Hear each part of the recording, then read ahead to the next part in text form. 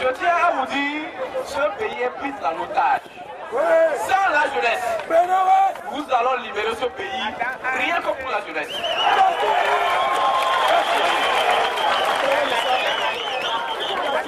Vous savez, j'étais paisiblement dans mon lit en Côte d'Ivoire.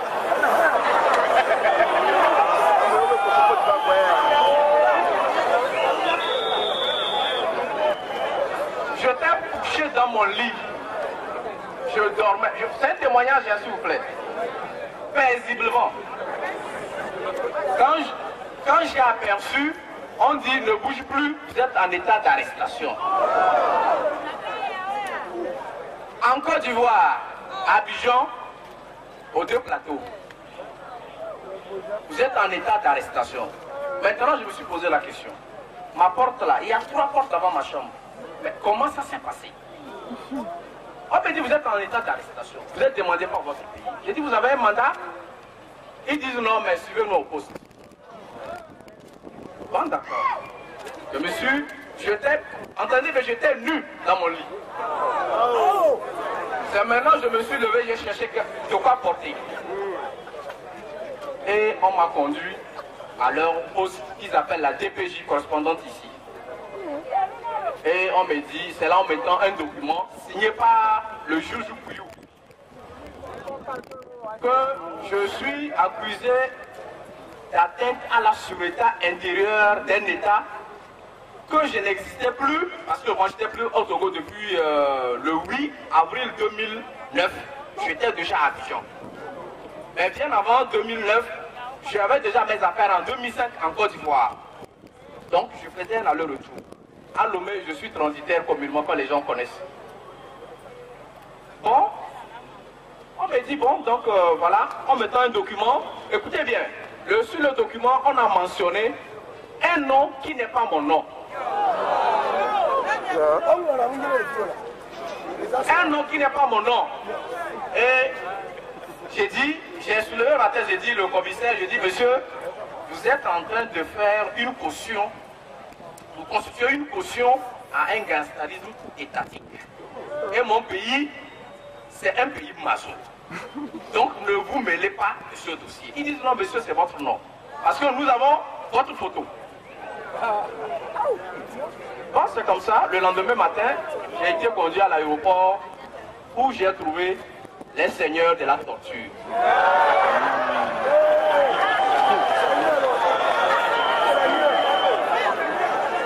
De la torture, il y avait, à l'époque, il était ministre de la sécurité, qui était une insécurité pour moi, et accompagné par un commissaire de la police, du nom de Combaté, et d'un commandant de l'ANR accompagné. Vous comprenez? Quelqu'un? Le commandant Kilo, il est de l'ANR. Combaté, c'est un commissaire de la DPJ. Et le ministre Titikena.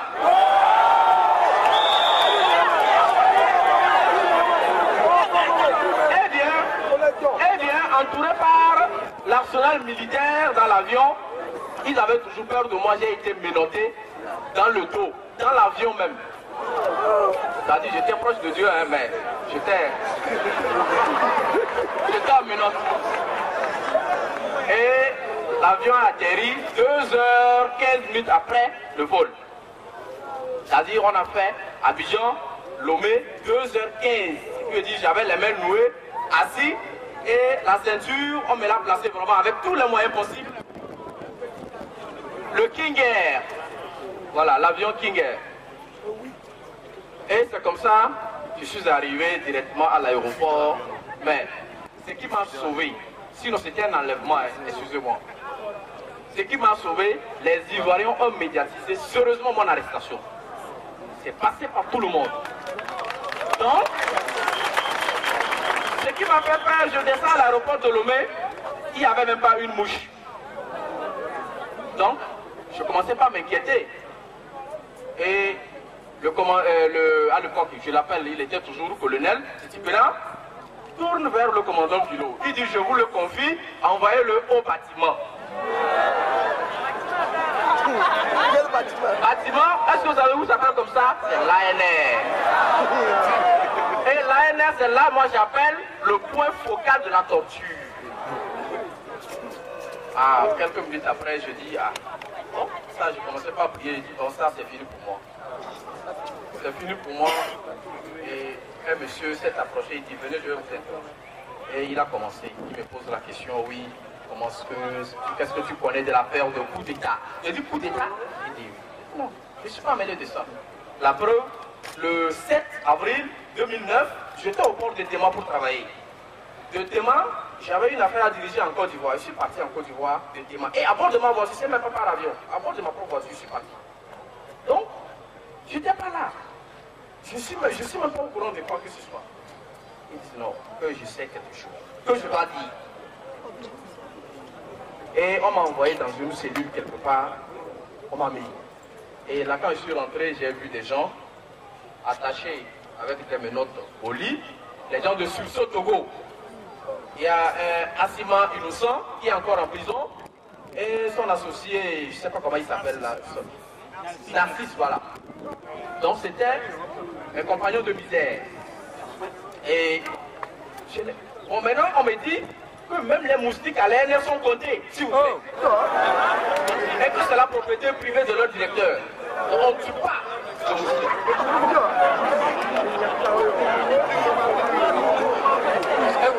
Il y a beaucoup de choses même. Quand les moustiques sont comptés, donc on ne tue pas de moustiques ici. Un, de deux, nous sommes ici.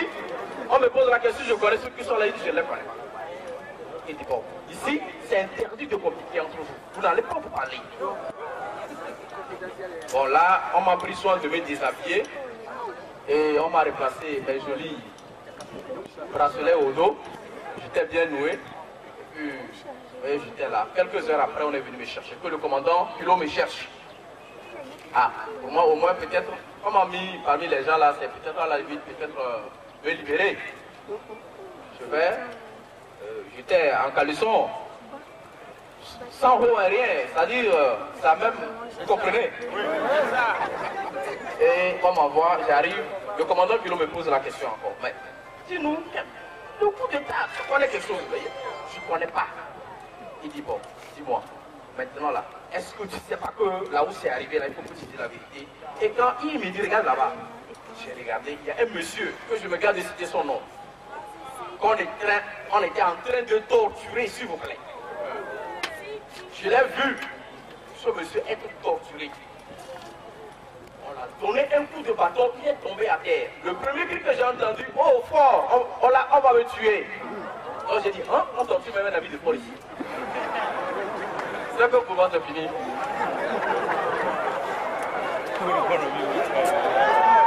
Le commandant Kilo me dit, il faut collaborer, hein. Tu as vu le monsieur là, il ne faut pas passer par là. Il faut collaborer, comme ça si tu collabores, il n'y a pas de problème.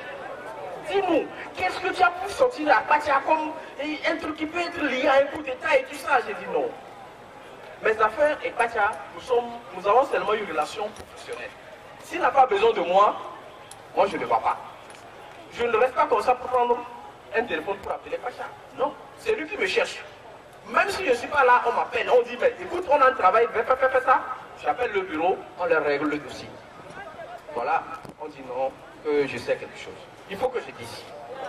Non, que tu sais, il faut collaborer. Tu collabores, c'est très simple. Vous comprenez? Pour que je dise oui, je connais quelque chose pour enfoncer le dossier, davantage, et qu'on puisse me retenir encore. Moi, je ne connais pas. Et il a envoyé un seau d'eau. On a envoyé un seau d'eau. Ah, j'ai dit au moins quand j'avais demandé de l'eau à boire, on va me donner à boire. Et il a demandé d'envoyer glaçons. On a envoyé les glaçons. On déverse dans les seaux. Ah, j'ai dit au moins ça, c'est qu'on va me donner à boire. Eh, mes amis, c'est pas bon, hein? La glace fond, et puis on me verse ça sur moi. On me verse. Quand je refuse de dire la vérité, je vais assumer.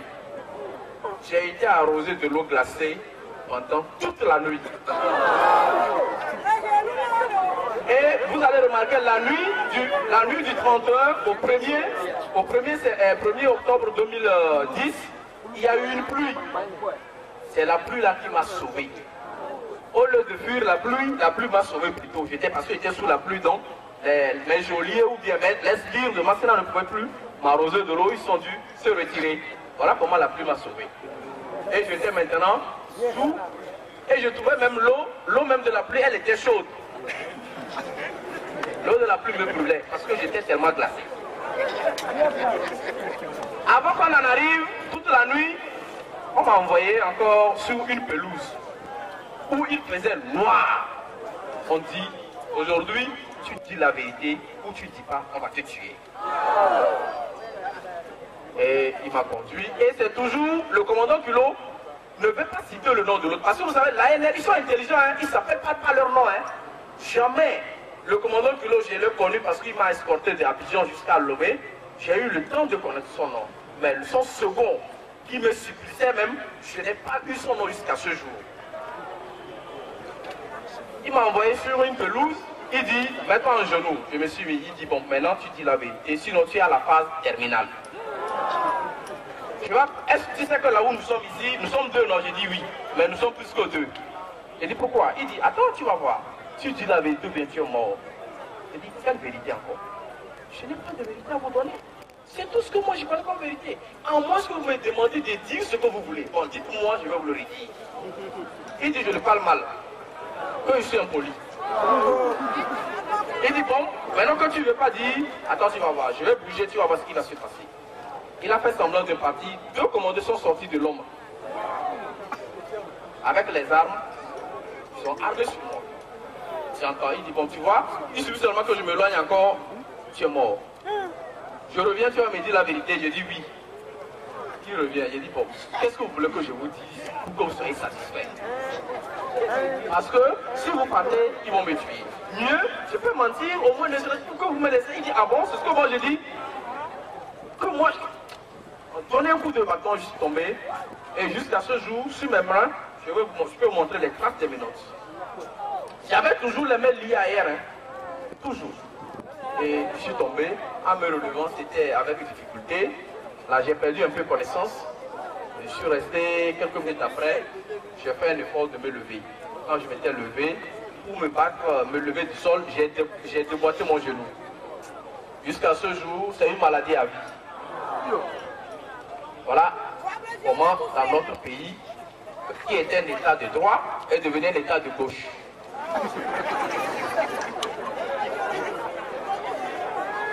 Voilà. Donc vraiment c'est mon témoignage, il a été long, mais je vous dis, et c'est pas fini à l'ANR, hein. On était aussi à la gendarmerie à côté là.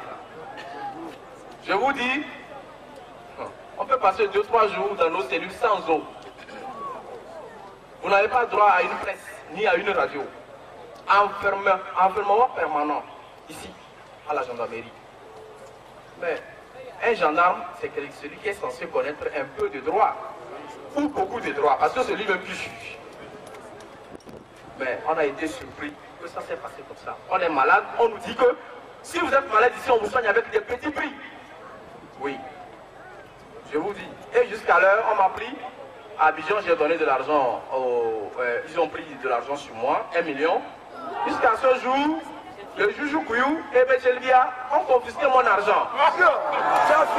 Ce qui est bon, je ne me presse pas. Même s'ils sont morts, les enfants vont payer.